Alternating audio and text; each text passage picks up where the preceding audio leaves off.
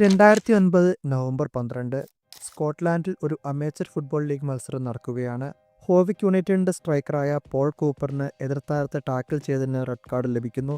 എന്നാൽ referee Andy ലിയോന് നേരെ പാഞ്ഞെടുത്ത Cooper റഫറിയോട് ചൂടാവുകയും ground വിട്ടു പോകാതിരിക്കുകയും ചെയ്യുന്നു. തുടർച്ചയായുള്ള മോശം പെരുമാറ്റം കാരണം റഫറി വീണ്ടും റെഡ് കാർഡുകൾ നൽകിക്കൊണ്ടിരുന്നു. അവസാനം കൂപ്പർ ഗ്രൗണ്ട് വിട്ടു പോകുമ്പോൾ അദ്ദേഹത്തിന് ലഭിച്ച റെഡ് കാർഡുകളുടെ എണ്ണം 6 ആയിരുന്നു. ഇതൊരു അമേച്ചർ ഫുട്ബോൾ മത്സരത്തിൽ നടന്ന കാര്യമാണ്. എന്നാൽ ഒരു പ്രൊഫഷണൽ ഫുട്ബോൾ മത്സരത്തിലാണ് റെഡ് കാർഡ് കിട്ടിയിട്ടും ഒരു പ്ലെയർ പുറത്തു പോകാതിരിക്കുന്നതെങ്കിൽ എന്താണ് സംഭവിക്കുക?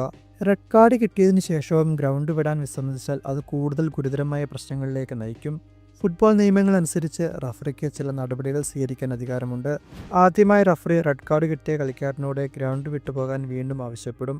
എന്നിട്ടും താരം വീണ്ടും ഗ്രൗണ്ടിൽ തന്നെ നിൽക്കുകയാണെങ്കിൽ ടീം ക്യാപ്റ്റനോടും പരിശീലകനോടും ഈ കാര്യം പറയും. അവരെക്കൊണ്ടും സാധിക്കുന്നില്ലെങ്കിൽ റഫറിക്ക് കളി താൽക്കാലികമായി നിർത്തിവെക്കാൻ സാധിക്കും. ഈ സമയത്ത് റഫറി സുരക്ഷാ ഉദ്യോഗസ്ഥരുടെ സഹായം തേടാൻ സാധ്യതയുണ്ട്. കളിക്കാരൻ ഒരു കാരണവശാലും ഗ്രൗണ്ട് വിട്ടുപോകാൻ തയ്യാറല്ലെങ്കിൽ റഫറിക്ക് മത്സരം ഉപേക്ഷിക്കാൻ അധികാരമുണ്ട്. അദ്ദേഹം തന്റെ അസിസ്റ്റന്റ് റഫറിമാരെയും കൂട്ടിക്കൊണ്ട് പുറത്തേക്ക് പോകും.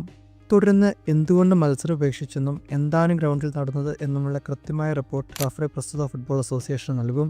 അസോസിയേഷൻ ഈ റിപ്പോർട്ട് പഠിക്കുകയും തുടർന്ന് കളിക്കാരൻ കുറ്റക്കാരനാണെന്ന് കണ്ടെത്തുകയും ചെയ്താൽ താരത്തിന് ഗ്രൗണ്ട് വിടാൻ വിസമ്മതിച്ചതിന് കൂടുതൽ മത്സരങ്ങളിൽ നിന്ന് വിലക്ക് ലഭിക്കും.